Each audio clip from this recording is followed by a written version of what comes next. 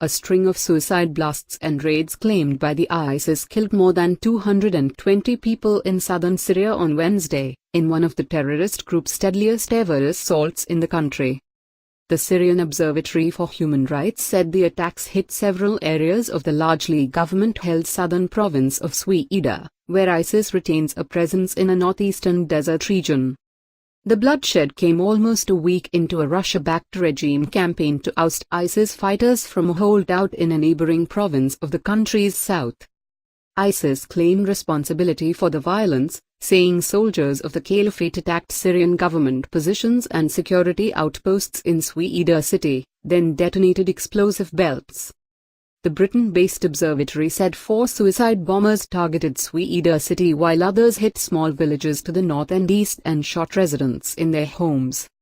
At least 221 people were killed, including 127 civilians, the observatory said.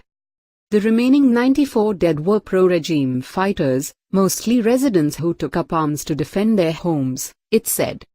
The overwhelming majority of the dead were in Syria's northern countryside, where the bodies of civilians executed inside their homes were found, observatory head Rami Abdelrahman told AFP. Syria, whose residents are mostly from the Druze minority, has been relatively insulated from the war that has ravaged the rest of the country since 2011.